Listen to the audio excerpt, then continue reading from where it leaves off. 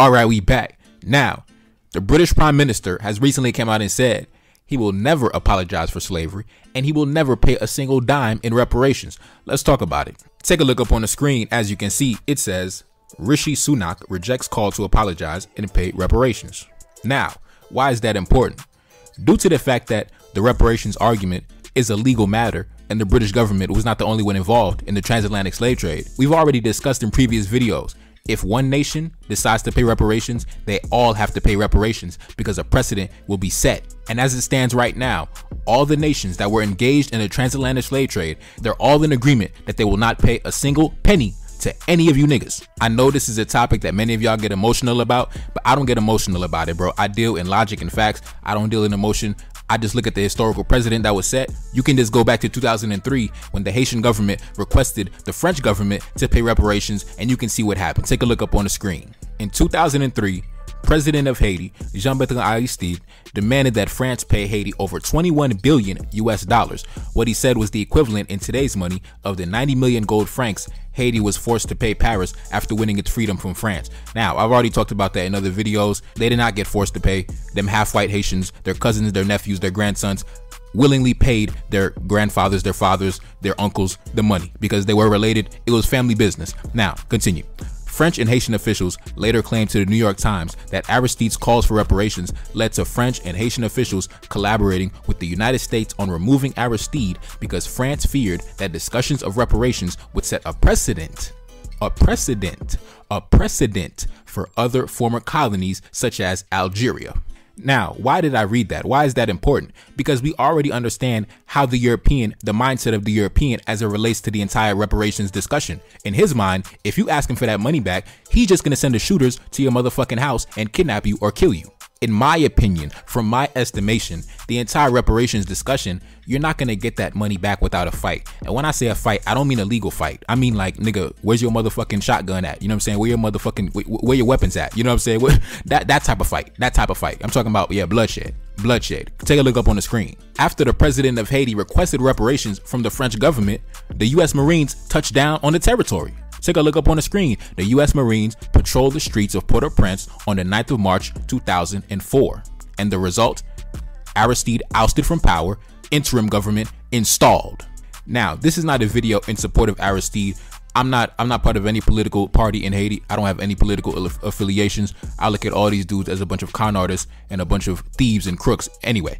But what I'm saying is this. Think about it. The Haitian government asked the French government for the reparations money back, and the U.S. government touched down with the Marines and kidnapped the motherfucker and kicked him out the country. And the reason I point that out is to show you the colonial powers, they are in alliance. They are in agreement. They are working together. The white American man is going to come to the assistance of the white Frenchman because they both share common economic and political interests. And you guys wonder why I have a Pan-Africanist political and economic orientation. Why I'm a Pan-Africanist? Because these guys are Pan-European. And unless you're willing to go head up, toe-to-toe with the U.S. Marines, the French Army, the French Armed Forces, the British Armed Forces, the Spanish Armed Forces, the Portuguese Armed Forces, then you're not serious about getting reparations because they're serious about not giving you reparations. They gonna come knock you off from power. They gonna kill you, kidnap you, do anything they gotta do to make sure they don't pay a motherfucking dime. So are you willing to do what it takes? No, you're not. You know you're not. Deep in your heart, you know you're not. You know you're not. That's why the British Prime Minister was so confident telling the entire world, I'm not going to pay a dime. I'm not going to apologize. You can kiss my ass. I ain't going to do shit because he knows y'all ain't going to bust a grape. Y'all ain't going to do a goddamn thing. And he knows worst comes to worst. The United States got my back. The French got my back. All the colonial powers, they got my back. And none of you are united under a common goal. None of you are in alliance. None of you are working together. And they're all working together. And they're all in agreement that they're not going to pay a single dime. And they know you ain't gonna do shit about it because you scared. You scared. You don't want that smoke for real. You don't want that smoke with the British and the U.S. Marines and the French Armed Forces. You don't want that smoke. Now, me personally, as it relates to the British Prime Minister, I have no dog in the fight. The British did not enslave my people. In the 1790s, the British tried to invade Haiti. We smacked them up. We killed over 50,000 European Britishmen. You know what I'm saying? We stomped them out, put them in the goddamn dirt. You know what I'm saying? Fuck them. So listen, they don't owe me a single dime. That's the Jamaican homies and the homies in the other islands. They got to go get their money from the British. You know what I'm saying? So we already killed the British. You know what I'm saying? We smacked them boys up, man. So it is what it is, man. And we already submitted a request for reparations from the French government 20 years ago, and they responded by teaming up with the Americans and kidnapping our president and installing a new government. So we already know how the Europeans is coming. So what you gonna do about it? Are you gonna unite with your people? Are you gonna work together and unite the same way the Britishman and the white American and the Frenchman are united and working in unison? Are you gonna work together? No, you're not. You're not. And they know you're not. That's why you're never gonna get reparations. Ever. Not in this lifetime anyway. So it is what it is, man. It is what it is. Now, before I get out of here, I'm going to read a little segment from a BBC article, the British Broadcasting, whatever that shit is called. It says this: Labour MP Belle Ribeiro Addy, I believe that's a woman, asked the Prime Minister, if he would make a full and meaningful apology and commit to reparatory justice. The Prime Minister said no, adding, trying to unpick our history is not the right way forward. The UK government has never formally apologized for its role in the trade. So yeah, man, listen, on my channel, I don't deal with emotions. I just deal with facts, and I speak in terms of power. I don't speak in terms of morality, equality. I don't talk about what's the right thing to do. I understand how the world truly works. I understand that. The only way you're going to get reparations is to take it by force or to wait to get a government in power that is cooperative or friendly to your request. Think about how the French were able to secure those billions of dollars in reparations from the Haitian government. That took over 20 years for them to do. They started in 1814 and the deal was not finalized until 1825. How did the French secure reparations from the Haitian government? In 1814, the island was split into two governments. Up north, you had King Henry Christophe controlling the north. Down south, you had Alexander Pichon controlling the south. King Henry Christophe, as we already know, black man with pride and dignity, told the French government, nigga, I'm not paying a single dime. Suck my dick, nigga. We gonna bang it out. We gonna shoot it out. You pull up on my shore, nigga, I'm shooting all y'all niggas. Down south, you had President Alexander Pichon, an octoroon mixed race man with a white father. He also agreed that he would never pay a dime, but he was willing to negotiate. He invited the French ambassadors into Port-au-Prince. They sat down. He invited them to the presidential palace. But when the French ambassadors came to Christophe's territory, he locked them up and killed them. Rest in peace, Franco de Medina.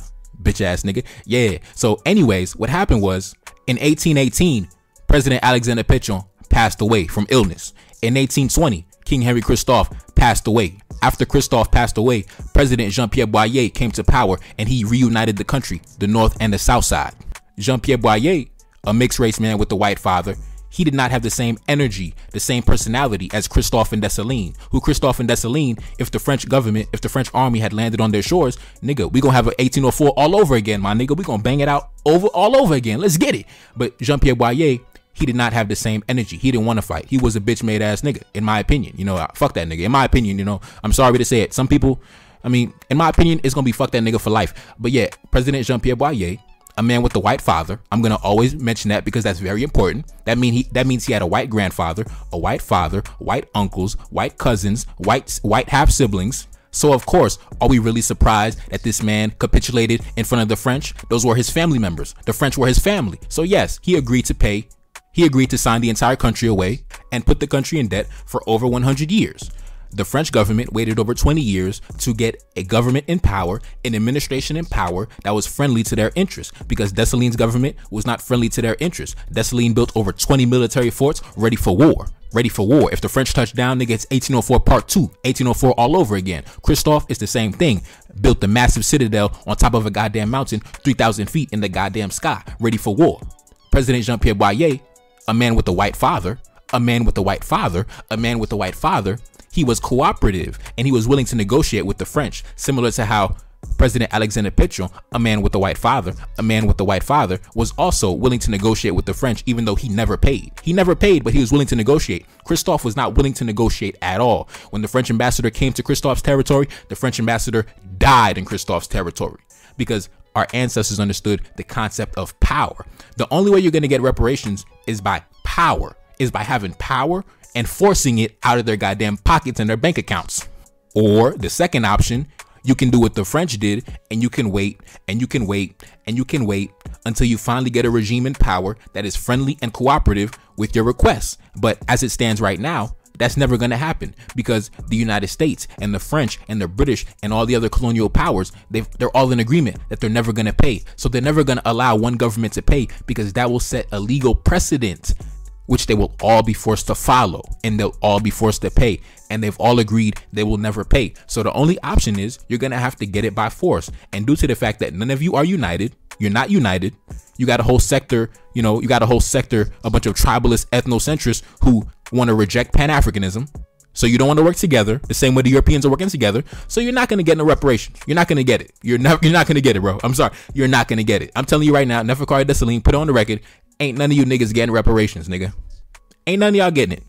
It is what it is. Get over it. Anyways, it's your boy Neferkari Dessalines back in the building. Yes, indeed. Like, share, subscribe, Cash App in the description. And I'm gone. Peace. Reincarnated, I'm back in original fashion. I left on a horse and came back in the ass, and I left with abundance and came back to famine. We used to be pyramids, now we be rapping. Look how the mighty have fallen. Used to be running, now we be walking. When you be cooning, that's when they applauded. Selling your soul, your sons and your daughter. Gotta come up in this shit, they stuck in the mix. Really, my heart it be breaking. That's why I'm stacking that paper and handle my business. Pass it down in generation. Talking about money and power and building a nation. That's a deadly combination. Never be watching the TV, they pushing agendas, falsifying information. Know they got malice intentions. Step in the room and I'm feeling the tension. Enemy watching, he blocking my vision. Pay for the check cause I need my redemption. Building my kingdom, I need it protected. Ready for war like a young Money Congo. Never decided the team is the motto. Up in the crib and I'm whipping up waffles. Up in the crib and I'm smoking gelato. I'm chilling, I'm taking my pain and make it ambition. I'm blessed by the gods, but I ain't religious. I came for the power, they came for the bitch. They making no hourly wage. I got business, this shit is an art, and they could never be taught. Selling my soul, I can never be bought. Play with my money, I see you in court. Run to the check and I do it for sport. Babylon falling, I go to the source. Packing my luggage and go overseas. Shorty be with me and she so at least. Shorty be chocolate, I'm calling her Hershey. Secret intelligence probably gon' murk me. Don't fuck with brands, cause nigga I'm Haitian. Say the wrong shit and you're smacking their faces.